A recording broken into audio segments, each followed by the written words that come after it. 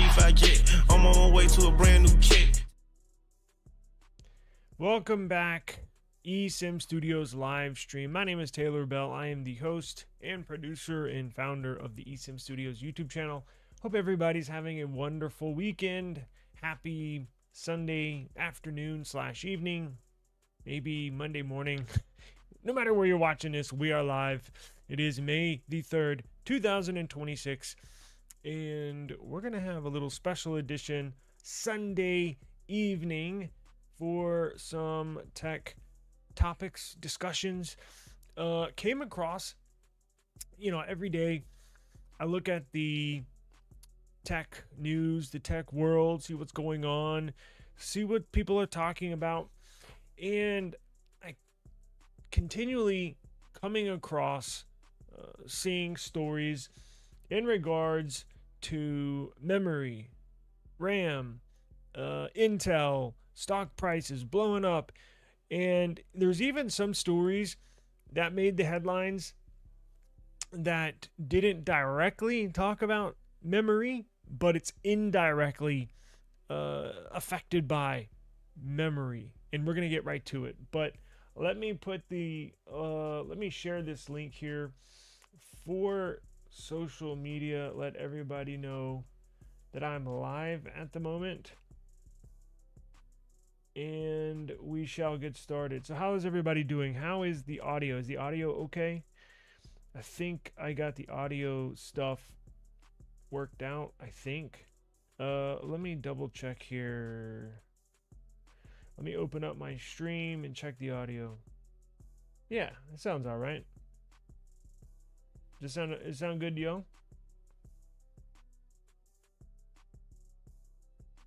How's the audio? Hey, what's going on, man? Appreciate you joining us today.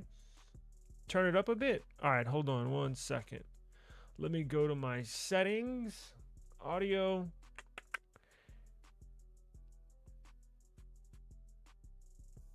Testing 1 2 3.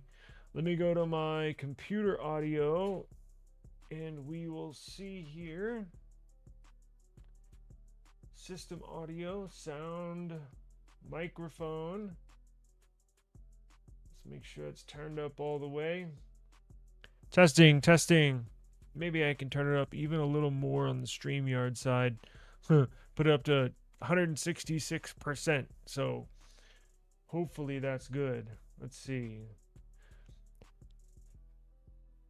Testing.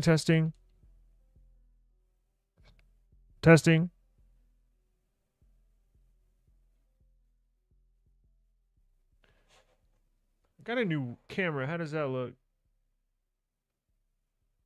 All right, we're gonna get started. Let me just make sure everything's straight here. All right, I think we're good. So it's kind of been a slow.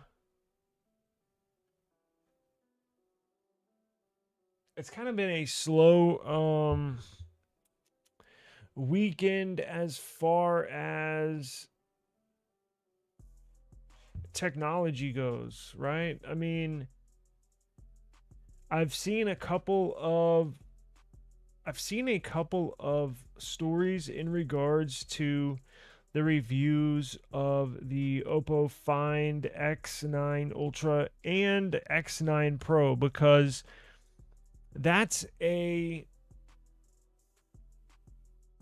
those are two devices. It's okay? All right, good. Sweet. Thank you. I really appreciate it. So, man, I can't remember the channel I was watching or who did the review, because that's the thing. If you want to get, and we're going to get to Oppo and some other Chinese manufacturers, because I have a story here that's very interesting. But before we get to that, this may be the last Oppo quote-unquote flagship phone for the next couple of years. I know I mentioned that a week or two ago, but I continually am seeing more stories in regards to that topic, and Apple's directly involved. But going back to Oppo, if you're interested in getting, or if you're somebody like me that I think I want to get one, but which one should you get? Now, the Oppo Find X9 Ultra just launched, but there's also the Oppo X9 Pro. The Pro looks like a OnePlus 15. It just has upgraded camera sensors, but it also has the MediaTek 9500. That's MediaTek's top of the line CPU, right? The Ultra X9 Ultra has the top of the line cameras. We all know that. Number one best camera phone in the world. But it also has the Snapdragon 8 Elite Gen 5. Now, first thought, you're like, well, the MediaTek should be fine, right? With the Pro? Well, yeah, when it comes to benchmarks. But I was doing some digging around the other day, and here's an interesting thought or some interesting information if you're interested like I am, and I'm just passing this along. So the X9 Pro that has the MediaTek 9500, it's using a MediaTek modem connectivity between your carrier and your network services. Like you put your T-Mobile SIM card in there, and it'll run fine on the T-Mobile SIM card if you use the Pro here in the United States. There's tons of people, even some of our subscribers have the Pro and says it runs great on T-Mobile. But there's a little piece of information that nobody talks about that I want to bring forward to those of y'all that are maybe considering getting the Ultra, or should I get the Pro? The Ultra, I think, starts out at $1,499, $1,500 freaking dollars, while you can get the Pro at about $900. I just looked last night, and that's on Swappo. So that's a $600 difference. Now, camera-wise, I'm going to get back to the modem. Camera-wise, I was watching his review, and it's really not that much of a difference. In fact, there's some situations, some shots, some lighting, some environments where the Oppo Find X9 Pro, the OnePlus 15 lookalike, actually took a couple better photos. Now, where the Ultra beats the Pro is in video. Now, it doesn't blow it away. I'm not saying the X9 Pro is trash when it comes to video, because certainly not that. It's just the Ultra is that much better, and those even better. Remember, it has a pair of 200 megapixel sensors on there. So the video is like freaking outstanding. So when it comes to my thought after watching the review, because it necessarily wasn't a specs review, it was a camera review between the Ultra and the Pro. I don't think you can go wrong with either one. Basically, the Ultra sits on top of the DxO Mark scores, meaning it's the best camera, still photo, and video. However, the Pro is at like number 4, I think. So, I mean, if you want to split hairs, yeah, you can go with the Ultra and have an Ultra experience. But if you want to go with a Pro, you can essentially get the same experience, maybe minus one or two very, very specific situations where the Ultra would beat the Pro. But look, I think everybody's going to be perfectly fine with the Pro. But here's something nobody's talking about, and you're only probably going to hear it here, because these things specifically affect me. Now, getting back to the modem, the Oppo Find X9 Pro modem, the MediaTek modem, it does not get, okay, let me put it this way. It only goes up to release 17 when it comes to T-Mobile's specific network services that they offer. T-Mobile just came out with their brand new, well, I'll say just, it's probably been like 6 months. T-Mobile came out, as you know, if you've watched this channel, with their all new 5G network. It's a 5G based network. And actually, to my surprise, we've been, what the hell is this cat doing? We've been in a 5G world for the last 10 years. It's technically, in the last 10 years, it's technically not 5G. It's on a 4G node, but they just pumped it with steroids so much and pumped up the network, they called it 5G. But T-Mobile came out with a true first 5G network, all new network, maybe about 6 months ago, and only a very specific processors are able to get that release number 18. That's what they call it inside the industry. Release 18. What is it? 3GP release 18. That's the standard that of T-Mobile's 5G network. That's the standard that these modems have to enable inside the modem for that specific phone to connect to said network's 5G compatibility. AT&T just came out about 1 or 2 months ago with their true 5G network. And again, it requires the Release 18 standard 3GP network. So I'm getting to the Oppo Find X9 Pro with the MediaTek CPU, with the MediaTek modem, does not get T-Mobile's new Release 18 3GP standard network. Now, I'm sure it'll say 5G on your notification bar. It'll say 5G UC, and it's connected to that. It's not lying to you, but it does not get T-Mobile's new 5G network. I could not believe it myself last night. I did all the homework. Everything I could find online. I even went on MediaTek's website, dug through the press release with the MediaTek 9500, and I also cross-referenced 3 separate websites to dig through the details to see, because I am seriously considering getting the Ultra, and that's why it led me down this rabbit hole last night of, well, do I really need the Ultra? Well, I should be just satisfied with the X9 Pro, right? And then I was like, you know what? Before I pull the trigger or buy anything, let me just double check, because I could have sworn MediaTek's 9500 would get T-Mobile's new 5G network. It doesn't.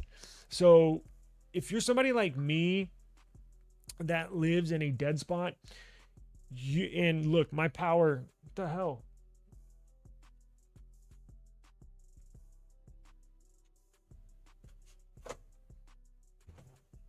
My power, my Wi-Fi, everything went out maybe about a week ago for about 24 hours. Boy, do I need that network. Now, not all the time, because when I'm home, when the power's on, when the Wi-Fi is working, everything's great. I don't even notice anything. But when I'm leaving and entering the neighborhood, or the power goes out for whatever reason, boy, you sure can tell. 5G, if you have a device that connects to T-Mobile's true 5G network, it makes all the difference in the world. And I've made numerous videos about this before and after T-Mobile switched to the 5G network. And that's a bummer, quite frankly, because now I don't want to use a device that does not get T-Mobile's new 5G network, if you know what I mean. And you probably don't know what I mean if you don't live in a dead spot. If I lived anywhere else, even just a football 100 yards away, you get great T-Mobile 5G network. There's no dead spot. It's literally a 100-yard radius around where I live. We moved here like 15 years ago, right? 4G was still a thing. I don't even think 5G was out then. So who would have figured, right? I mean, relocating now, of course, that would be a determining factor. But I'm gonna have to cross off the Find X9 Pro. I mean, the chances of me really depending on that are actually really small, very small percentage. It's just the fact that in the times you really need it, it makes a big difference. So I don't know if anybody's interested, but I was going down that rabbit hole last night, really digging through the specs and saying, well, if I get the Pro, I know it's been out for like 6 months, but if I get the Pro, would I really be missing out on the Ultra, everything the Ultra brings to the table?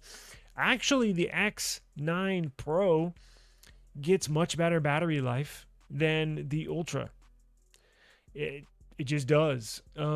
Now, what devices are enabled for T-Mobile's new 5G network? And I'm assuming it's the same thing with AT&T, because it's kind of based on the same technology. Well, you have to have a device that has a Snapdragon 8 Elite or higher. So it's Snapdragon 8 Elite, Snapdragon 8 Gen 5, like the Motorola Signature, the Motorola Razr Fold, or the Snapdragon 8 Elite Gen 5, or an iPhone 17 and up, meaning 17 series, all of it, the Air, the regular, the Pro, the Pro Max, they get that new network. And then obviously with every device coming out in the future, we'll get it. Now, I looked into MediaTek to find out, well, when are they going to implement this? Apparently, they're going to implement in the MediaTek 9600, their upcoming flagship CPU. Apparently, they're expected to upgrade the modem in there to enable access to the release 18 3GP standard. So, yeah, no, I'm not talking about, yeah, I know you can get 5G, and that's what I was saying before. But if you dig through the specs, the Oppo Find X9 Pro, the MediaTek 9500, the modem in that CPU, if you gotta go a couple steps further than just Googling or doing research to see if it gets T-Mobile's 5G network, because technically it'll say yes. Everything online will say yes, but you have to go on the spec sheet and see what standard that modem goes up to. Release, if you look online and you go through all the details, the MediaTek 9500 modem only goes up to release 17. That's the highest standard it goes to.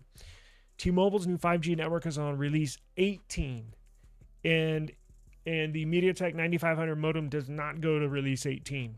So it'll say 5G, it gets 5G, it gets 5G UC, but not the latest and greatest T-Mobile 5G network. Now, that's only on the MediaTek.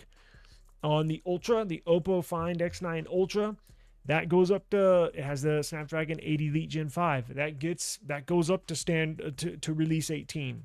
So it will get it will get T-Mobile's new 5G network. So there's that for you. So I'm trying to weigh, is it worth, is it an extra $600? I think I know the answer. It's probably no, but just interesting. Or you could even do this. You could even wait for the Oppo Find X10 Pro to come out. That'll have MediaTek's new 9600 CPU and modem and will get release 18. So I think we're about, what, 5-6 months away from that, I believe. I think I saw some leaks in regard to what I think I've seen some leaks in regards to the new X10. They've already started to come out. Let's see here. OLED laptop models or brands you recommend?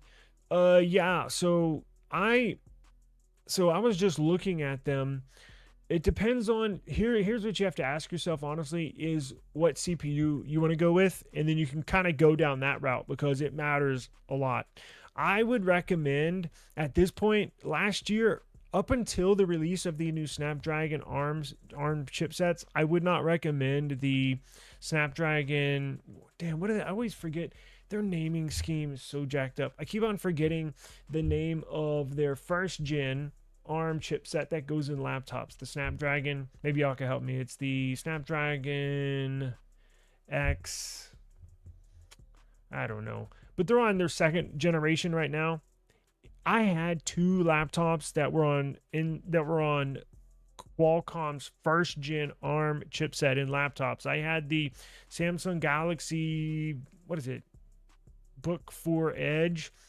It died on me on day 2. But I also had the HP OmniBook X.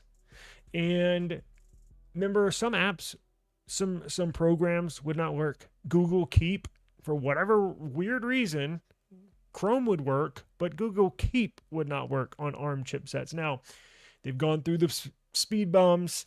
They've corrected everything. They've optimized it. And now everything works on Qualcomm second gen ARM chipsets. So you can always go that route, and they get phenomenal battery life and really good performance. But Intel just came out with Panther Lake.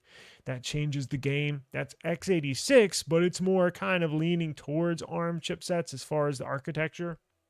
They're phenomenal chips. In fact, that's the main reason why well, not the main reason, but we're going to get into it. That's one of the reasons why their stock is blowing up. I told y'all, remember I told y'all, I said I was going to buy stock at $20 a share. I didn't. I told you I was going to buy stock at $40 a share. I didn't. And I told y'all last week when it was at $80 a share to buy stock, or that I was going to buy stock. I did. It's at 100. No, it continues to go up because the products they're making are mind-blowing. So it depends on AMD not looking too good right now, but just like Intel, they'll come back. It's just they're getting AMD. I'm not going to say, obviously, they're not trash. I just think Intel is on an incline as far as their technology.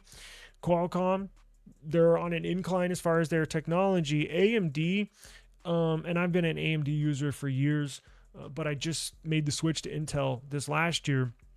So getting back to your question, do you want to go with the ARM chipset or do you want to go with the x86 and Intel? And there are a few good options in both of those segments. Now, since I made the switch to an OLED laptop, since I made the switch to a 120 hertz laptop, I'm never going back, ever. And that's why I hated the freaking MacBook so, well, not the only reason. It's like slow as molasses. I don't know how people do it. Apple is just cheating their customers left and right because they can, because the customers are brainwashed. Oh, I got to get the latest MacBook. Why? It's like, I'm not going to get started. Trust me, if you use a laptop, or go to Best Buy, try out one of the laptops, make sure it has an OLED display, make sure it has 120 hertz refresh rate, just like your phone. It's just like using a phone. It's absolutely amazing. That's what I love about Qualcomm, their chipsets, their ARM chipsets. They are snappy. I can tell a noticeable difference using an ARM chipset between an x86 chipset. It's just like using a phone. And I don't want to go back.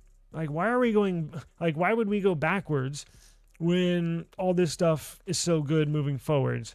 It's like, it would be like you going back to a 60 hertz display and using an LCD display. Like, what? Like, why would I do that? Exactly. So I recommend, I have HP Omni. Actually, is it plugged in? No, it's not. HP OmniBook. It's a 14-inch OLED 120 hertz LTPO display, but it's a flip. See, so I can use it in tablet mode. It has a pen, like a stylus, like an S Pen that goes with it. Beautiful. Look at this. Look at this navy blue. Beautiful display. I recommend the HP OmniBook. That's what I have. I recommend it. Now, it's really good for somebody like me, very specific reasons. For content creators, they have pre-programmed. There's not a lot of bloatware, but it has what is it called? Poly Studio, and it has like a built-in program for content creators. It has a studio where you can record and do all sorts of stuff. It's very cool. It has its own AI suite. I think the battery's dead.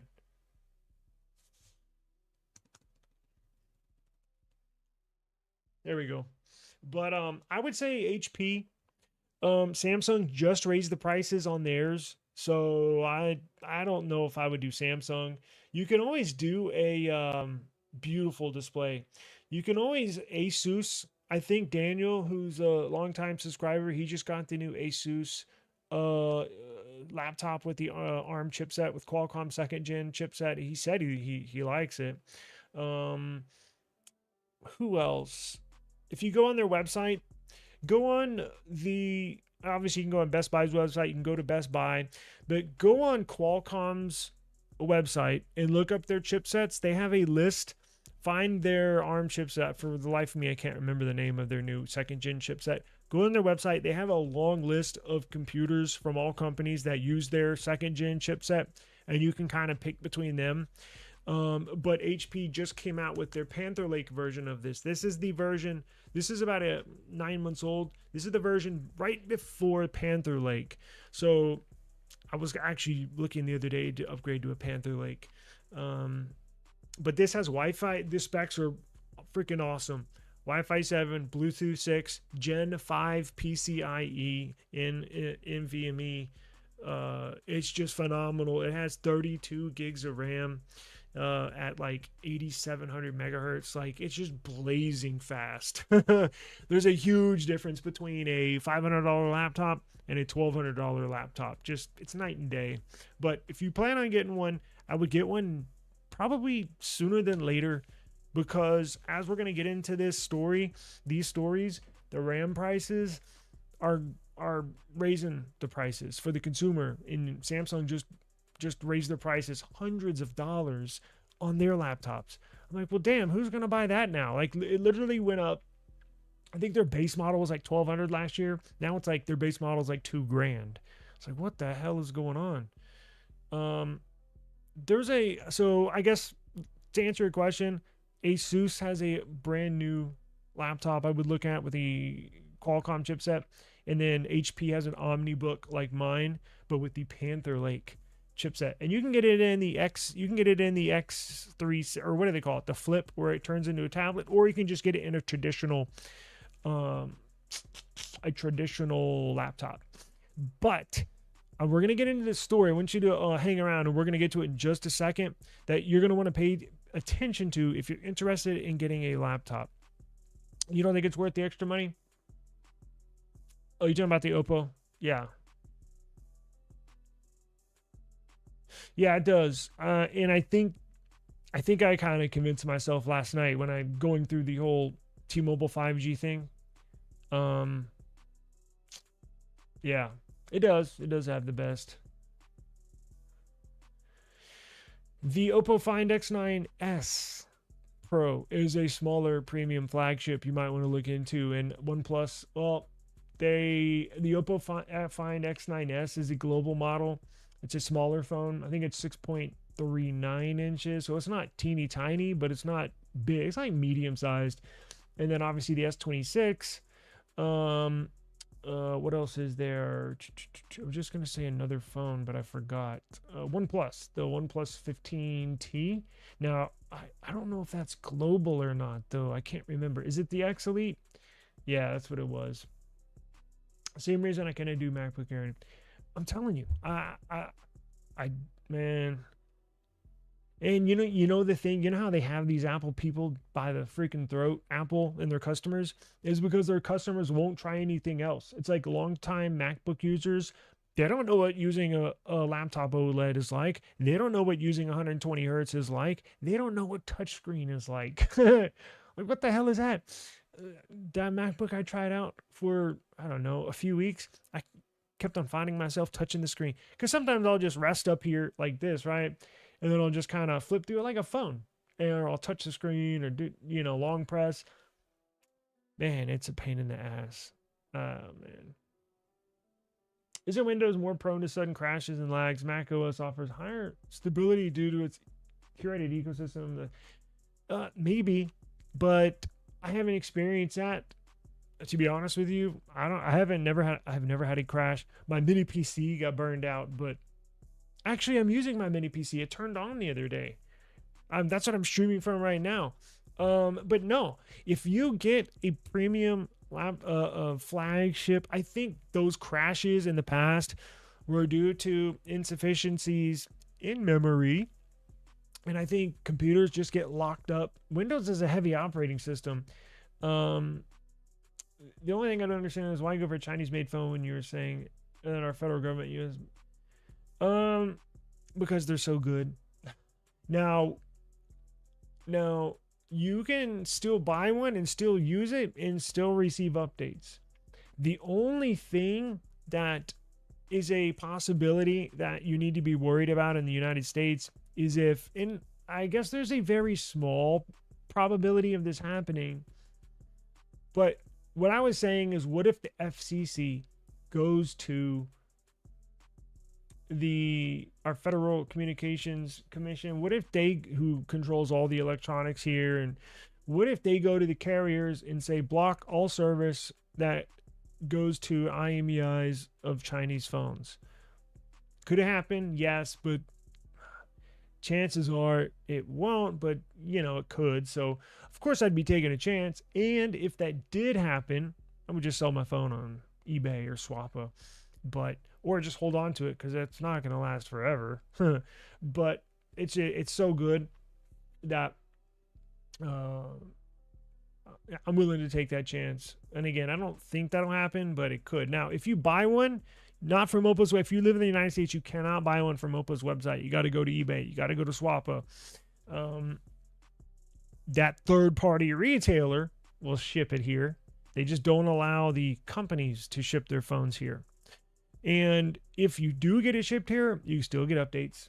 Everything will work as normal. So, it is what it is. Maybe it's taking a risk, but it's a small risk. Now, getting back to Windows and crashing. So here's a story that I have. I linked my Substack in the description box down below. So every day, well, not every day, but I'm trying to every day, put out little short headlines, technology headlines for the day on my Substack page. And I got 4 stories, all directly or indirectly attached to memory. Now, you bring up a good topic as far as Windows, so check this out. So Windows here's a story. Microsoft recommends 32 gigs of RAM for a no compromised, it says I just said gaming experience, but let's be honest, for a no compromised user experience, right? I don't game. I haven't played games since I was a little kid, video games. But I need a lot of RAM for, I got tons of Chrome profiles, and each profile has a ton of tabs open. I have Canva open. I'm making videos, thumbnails, light editing, all that open. If you had 16 gigs of RAM, it might be a little sluggish. 32 is the sweet spot, and now Microsoft is recommending that. Now, that sucks for the consumer, because you do have to spend a little extra money to get a 32 gig variant. That sucks for the consumer because there's not as many 32 gigs of RAM models available as there is 16. If you go computer shopping right now, almost every machine, minus Apple, every Windows machine, desktop or laptop, it will be 16 gigs of RAM. That's like the standard. Remember, years ago, you used to always see 8 gigs of RAM. That used to be the standard. There's a ton of 16 gig RAMs. In fact, when you go looking for computers, filter out the search results. Make sure you select 32 gigs of RAM and then hit search results, and it'll pop up with a list of devices that have 32 gigs of RAM. I'm a firm believer. That's like when I got this, I had to have 32 gigs of RAM, this HP OmniBook, because I don't want any slowdowns. I don't want any lag. I don't want anything closing down prematurely or in the middle of my work. I'm building websites. I'm on Canva. I got Chrome tabs open. We're at the point in time where you need a lot of RAM. Hey, Daniel, what's going on? Hey, we were just asked about good laptops today. And I said, you just got the Asus. I remember you saying that. I forgot the name of it. But I said, I thought you liked it. Let us know if I'm wrong. If you still like it, maybe they should look at that. It says, if you're looking for a fully spec Samsung Galaxy Book, Ultra or Pro 32 gig, they are overpriced, but they offer up to $1,200 for student discount. No trade-in. Interesting. I didn't know that.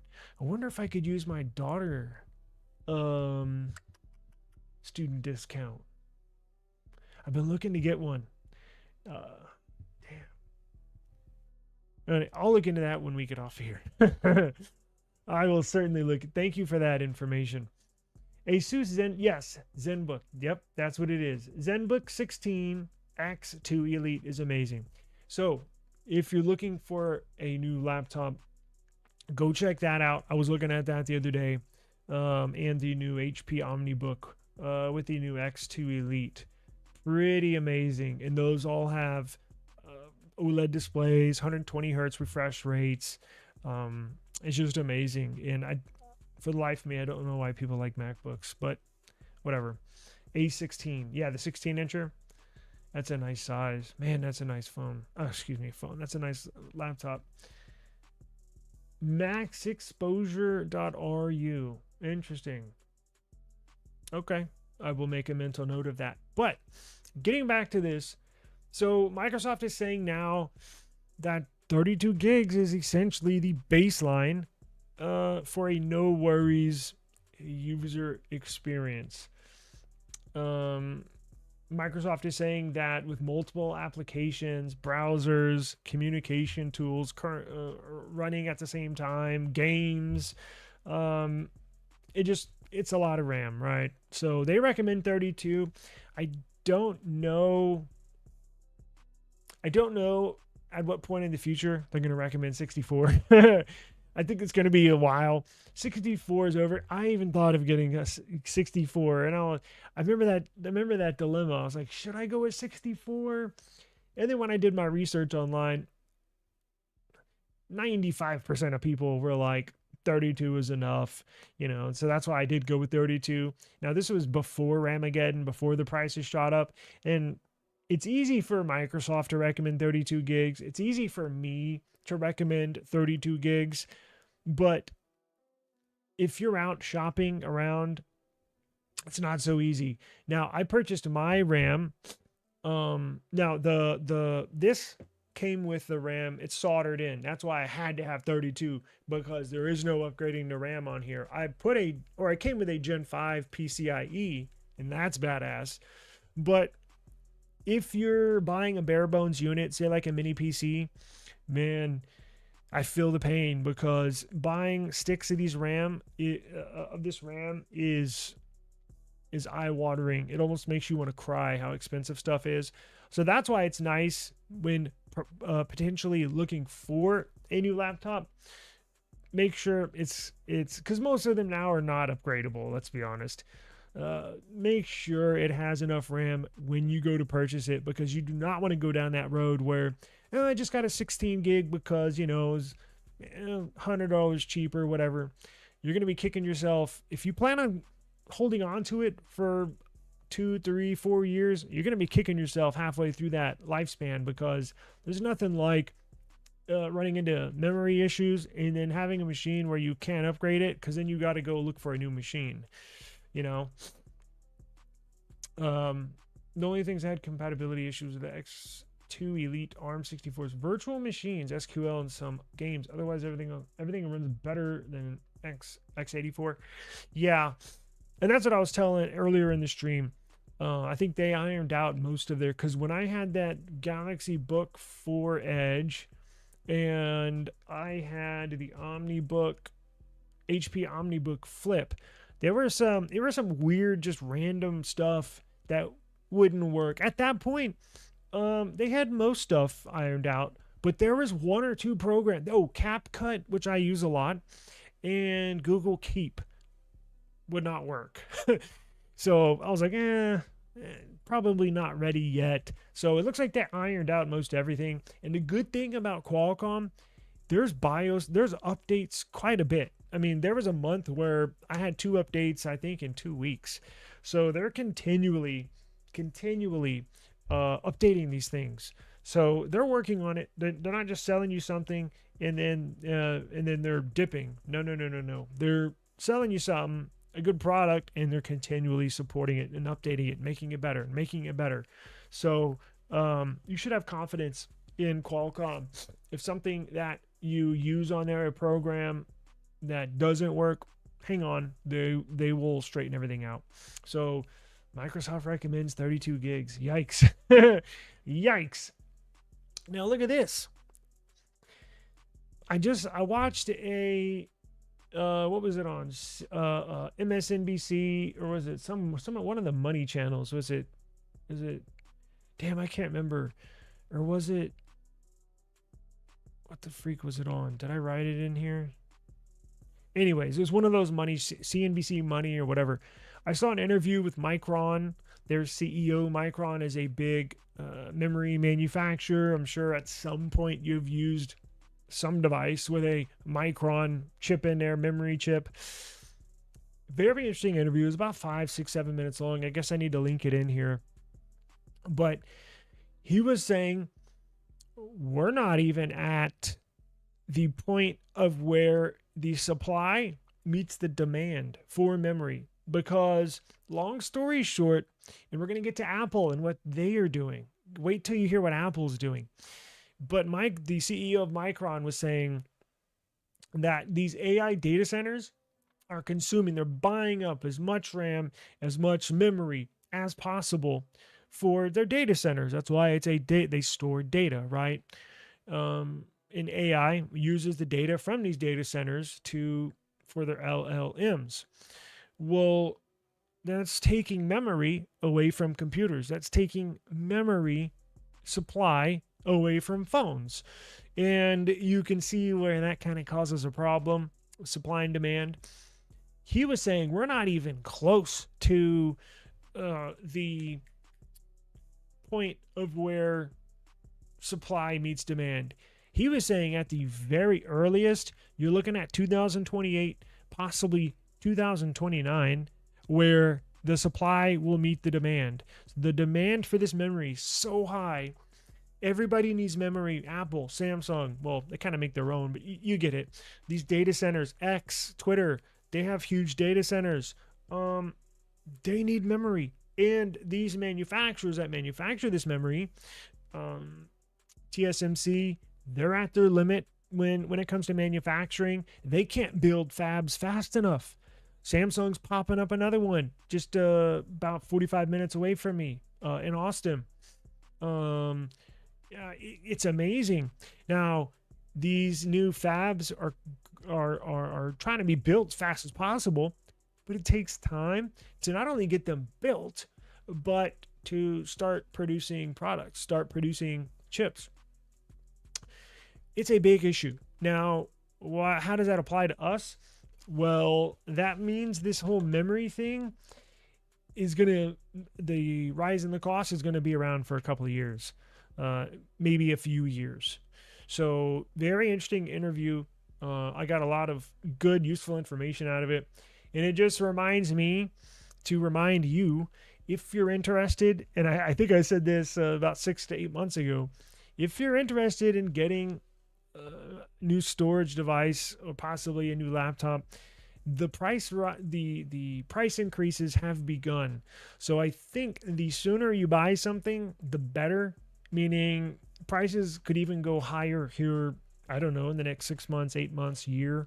So I fortunately got lucky. Even before this whole Ramageddon thing happened, I purchased sticks of RAM. I purchased, actually running it right now, another Gen 5, 1 terabyte PCIe. So I got lucky. I didn't know this was going to happen. I just purchased it before the increase happened. But keep that in mind. The prices are going up and it sucks. But it looks like it's going to be a while before they come down. So possibly 2030, another 4 years before this happens. Now,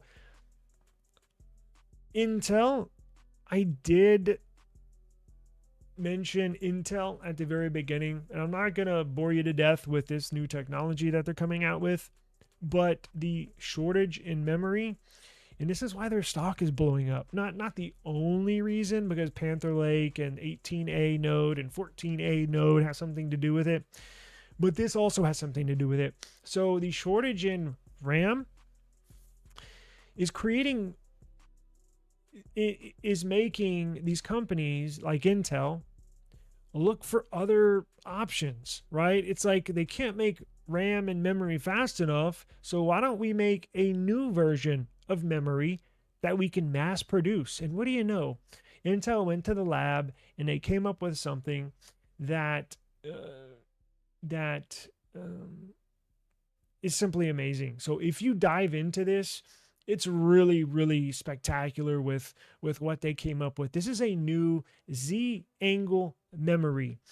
Now, obviously, RAM is random access memory, but this is Intel's brand new Z-Angle memory. It's an emerging memory standard developed in collaboration with SoftBank. If you remember Sprint here in the United States, SoftBank purchased Sprint. They're in the tech world. Investment firm, investment banking. They saw Intel's foresight and thought, we want to invest. And boy, I think that was a good decision. So this aims to challenge high bandwidth memory, HBM, in the high performance AI and GPU sectors. This is going to help ease the supply. And you might start seeing this in future products. So ZRAM is designed to offer significant advantages over current high bandwidth memory. It has and it has a potential to double the bandwidth of current high bandwidth memory 4. It also has the ability to store a greater memory capacity in the same space, kind of like silicon carbon batteries can hold more ions of energy inside that same size of battery, right? So it's kind of the same thing. It also has improved thermal management, meaning it doesn't get as hot. It doesn't heat up as much. Now, this new memory standard features a 9-layer stacked design with thin silicon substrates and advanced interconnects, promising a capacity of 10 gigabytes per stack and a remarkable bandwidth of over 5 terabytes per stack. 5 terabytes per second per stack.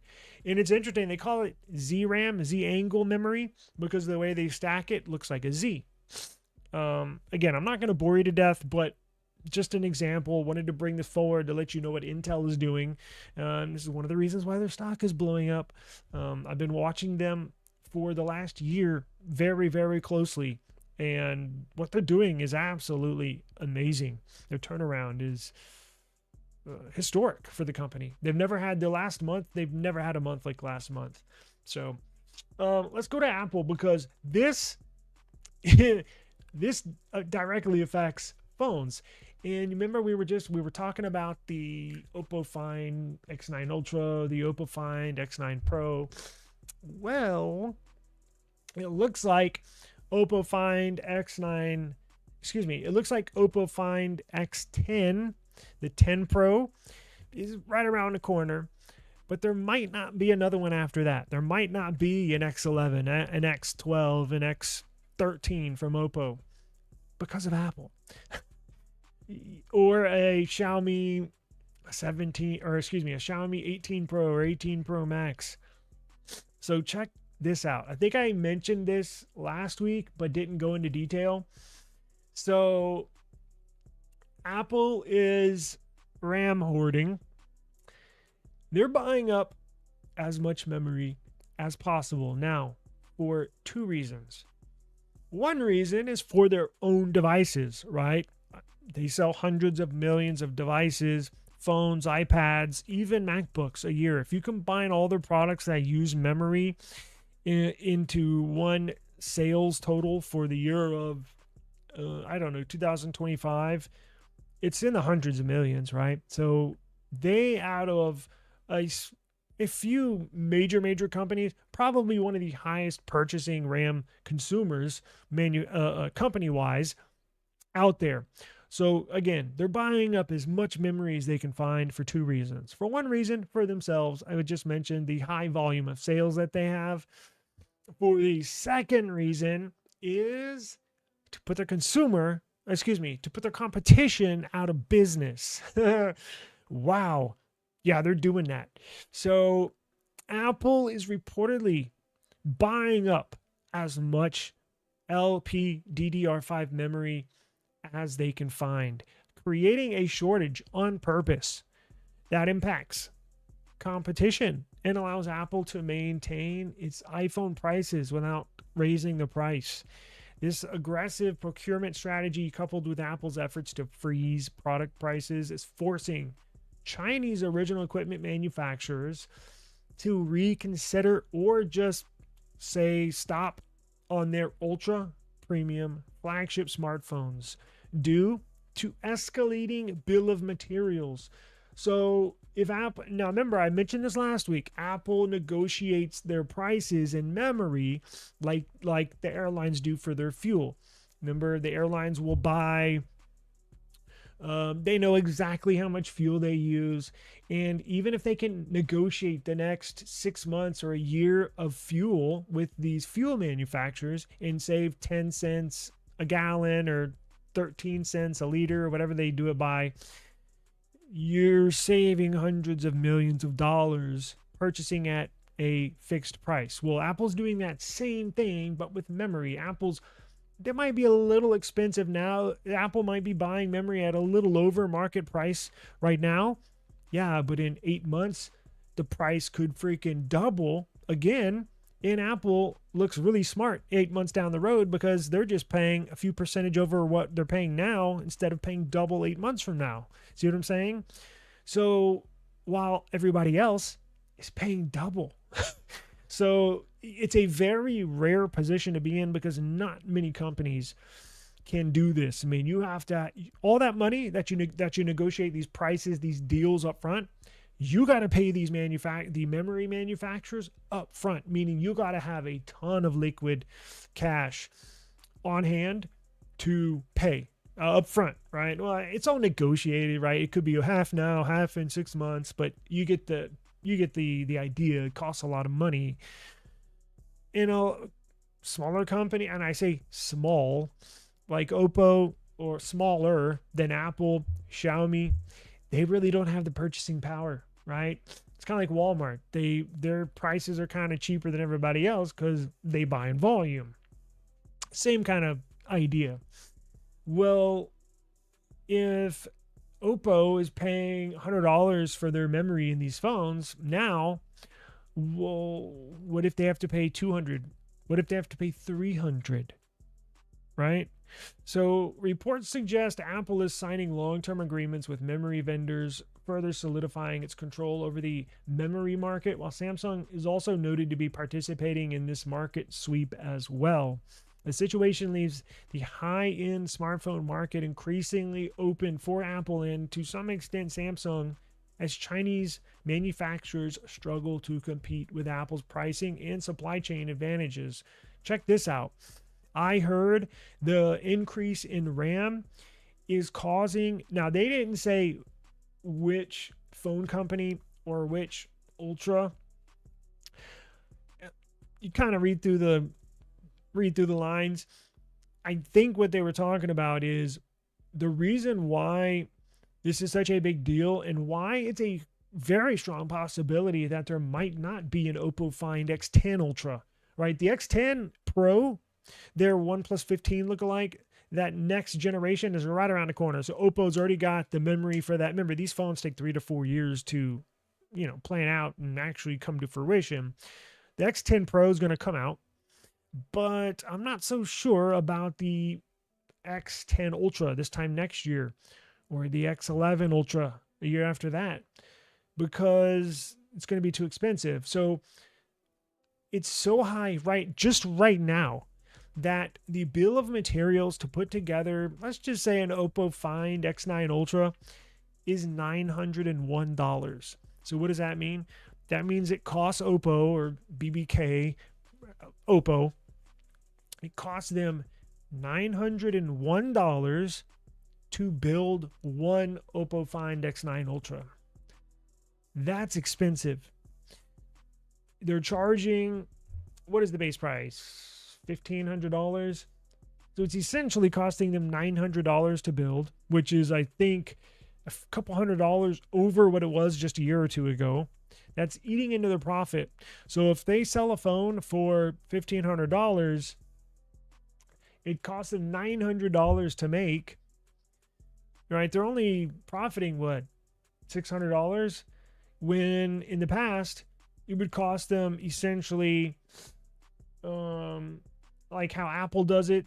Well, it depends on what phone you're making. It depends on a lot of things. But typically, the number you wanna hit is you want to charge double 2 times what it costs for you to make it, right?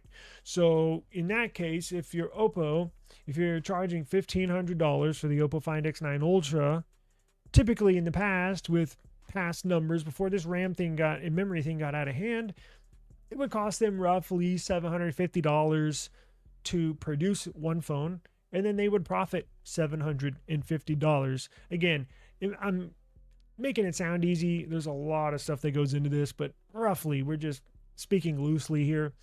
But if you take $150 out of that profit, out of that $750 profit, that's not good. And it's going to get worse, right? Remember, it's not going to level off until another couple of years.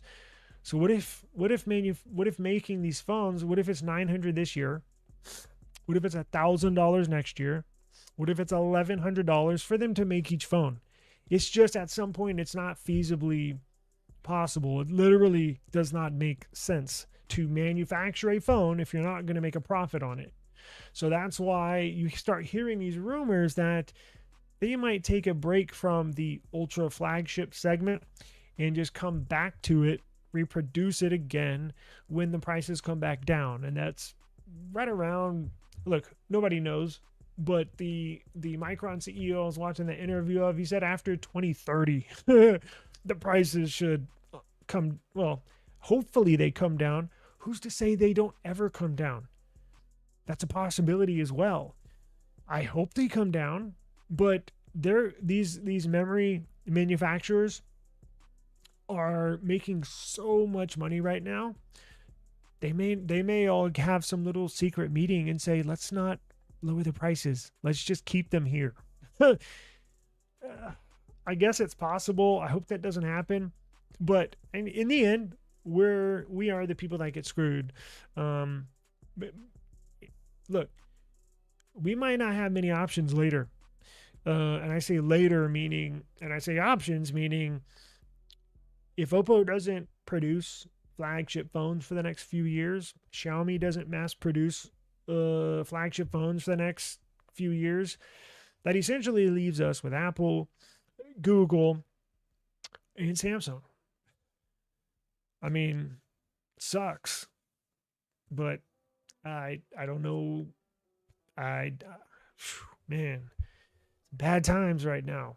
First world problems. I get it, but not good for the end consumer. On the A6, Daniel says on the A16, the 48 gigs, is unified. So I loaded a 30 billion LLM with no issues. Can't do it on my Zephyrus G16 with a 5080 GPU. Holy crap. I didn't know they do unified RAM now. Is that the first Windows machine with unified RAM? Because that's obviously like what Apple does with their MacBooks. And that's why, getting back to RAM in MacBooks and laptops and Windows, that's why on MacBooks it's not a big deal if you don't get a 32 gig of RAM. In fact, I recommend you not, because it's so expensive. You can get away with, I think that MacBook that I had was like 16 gigs of RAM, but it's unified. It's tied in to the system. So and obviously the operating system's different. I get it, but it's just more fluid, tied into everything. So that's why you can still get away with 16 gigs. I think right now I would recommend 24 gigs if you're buying a MacBook or a Mac Mini. I think 24 is the sweet spot, and not 32 like Windows. But you could still use a 16 gig fine.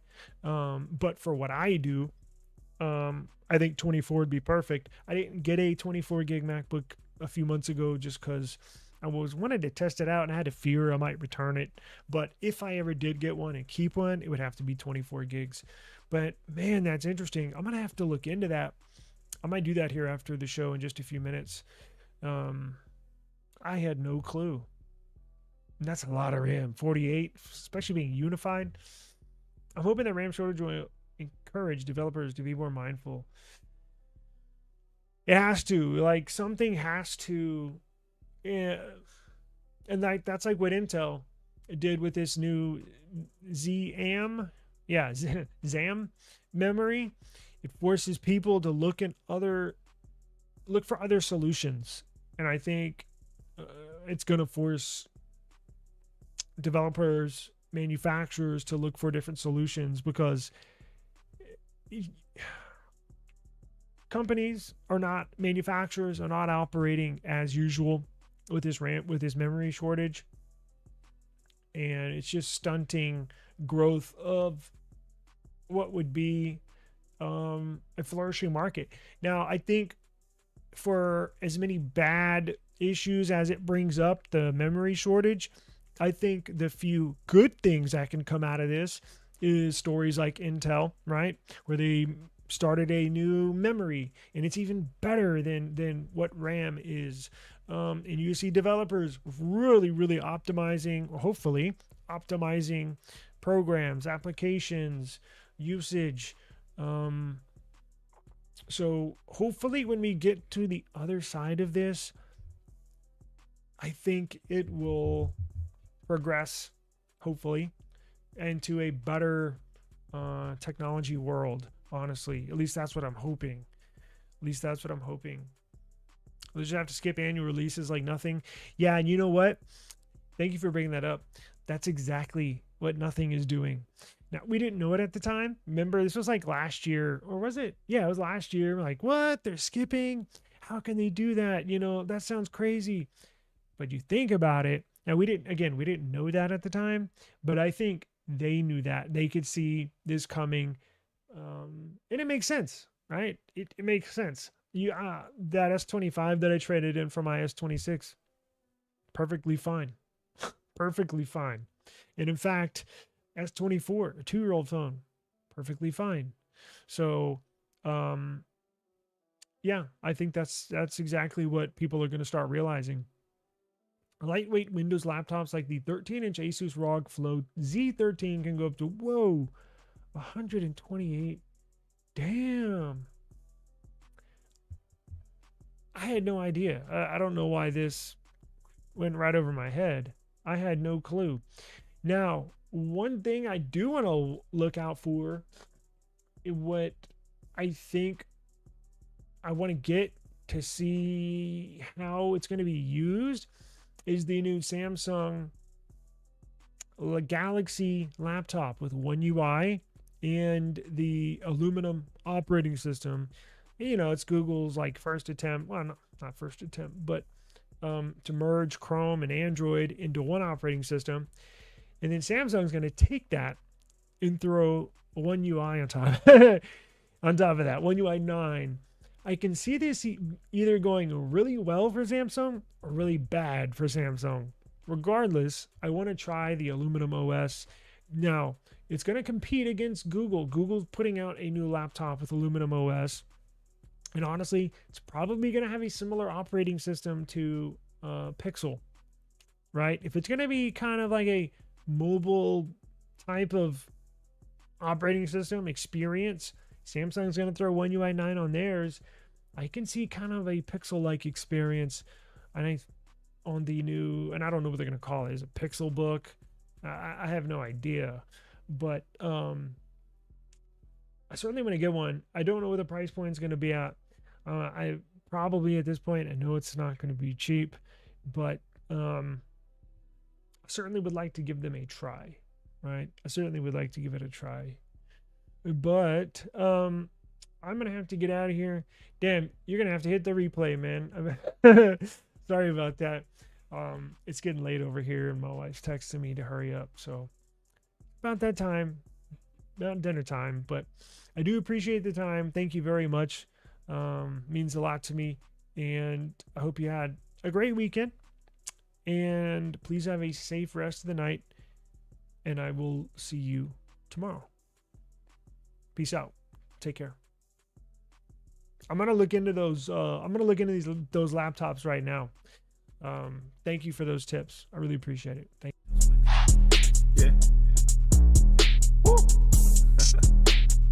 I just need my space right now.